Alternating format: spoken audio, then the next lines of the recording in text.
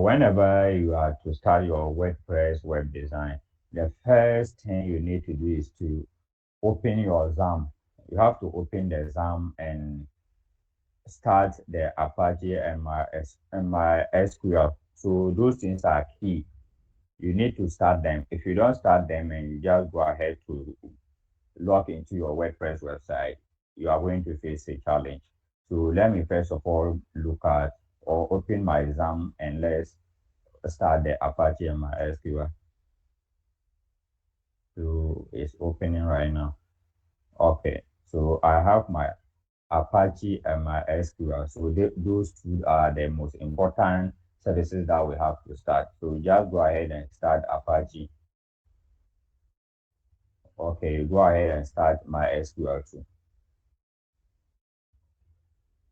Okay, so after that, we'll just go and open a new tab. So I want to go to my website, the website that I created yesterday, and the name was Haruna. So I'll just go to localhost slash the name Haruna. So when you type localhost slash the name of your website, it will actually take you to that place. So let's see what happens. Okay, so as you can all see, this is the website that I created yesterday.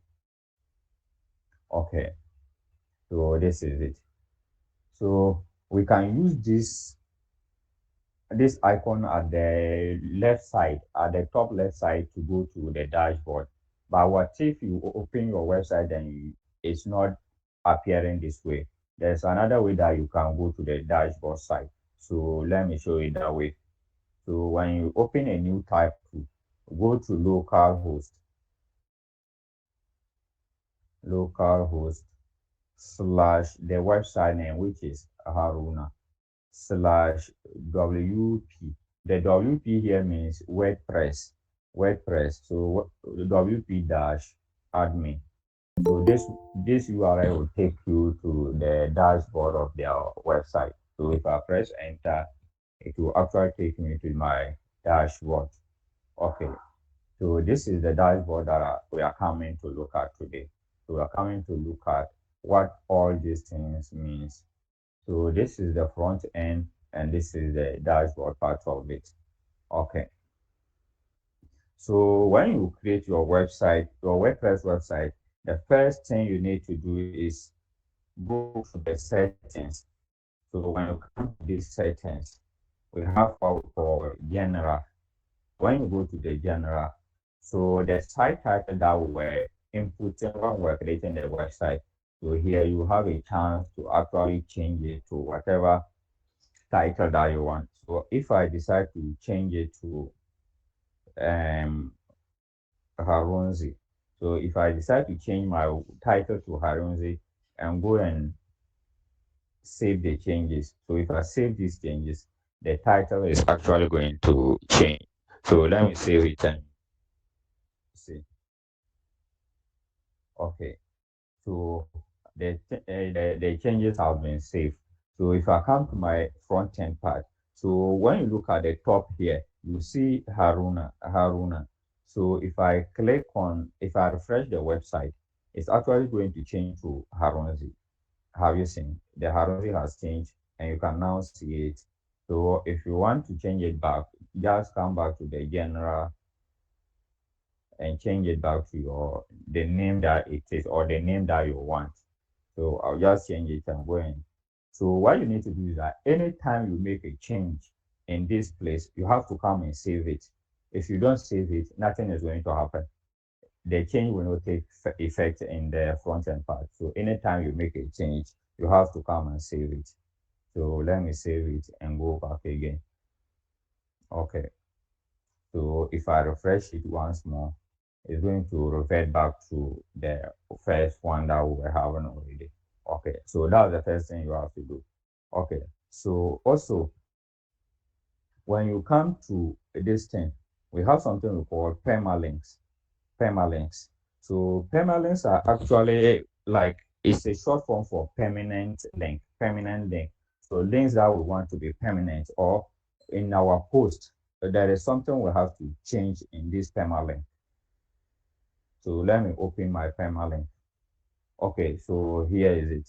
So normally, when you open your permalink, the default one is going to be day and name, day and name. So that what that means is that anytime you make a post, it's actually going to be in this form, but which is not the right way. So the first thing, the changes that you are making here is to change your permalink to post name, so that whenever you make a post, it will actually be in this format. It will actually be in this format.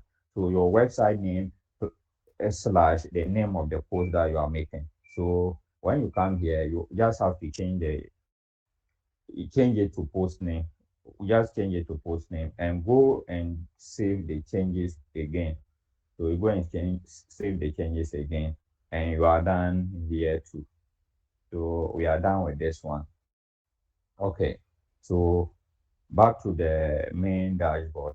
So here we have post. So we have post here. So assuming yesterday I did mention that we have different types of websites. We have different types of websites. So assuming you are having a blog website, and you want to post an article, or you want to write an article, this is where you come and do the posting or do the writing. Okay, so let's come to the all post. So you see that this one, the hello world that we have here, that is the post. That is the post there. Okay, so let's go back here. So if you want to add additional posts, you just have to come here, add a post.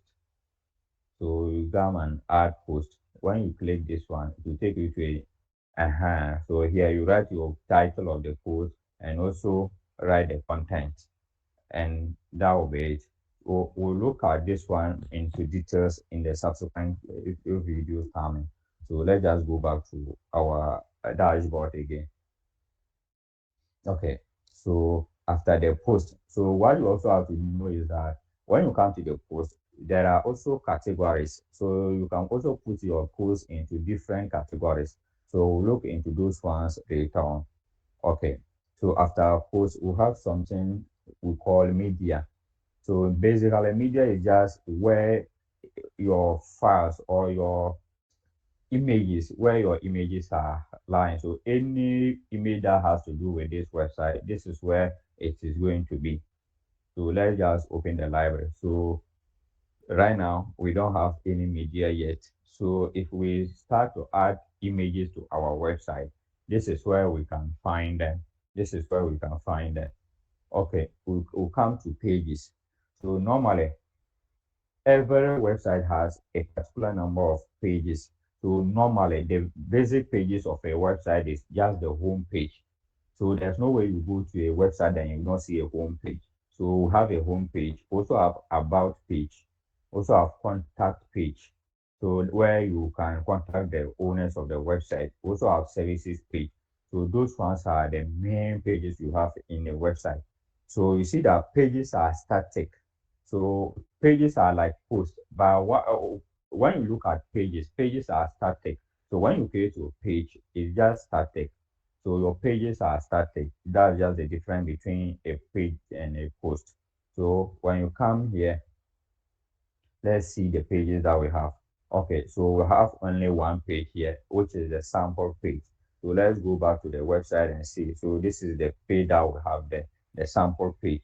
So later on, we'll look at how to create the home page, about page, and contact page, and all the relevant pages.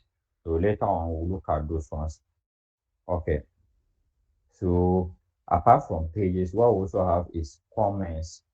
So normally, comments apply when you have a blog or when you have a blog post and you need others or you need your viewers or visitors of your website to comment on the post. So whenever someone comments on your post, this is where the comments will be. So always when you see a message here, that means someone has commented on a post in your website. So when you come here, you see all the comments in your website. Okay, so the next one is appearance. So the appearance has to do with the look of your website, the design and the structure of your website. So we have what we call themes. So let's open the themes and you see.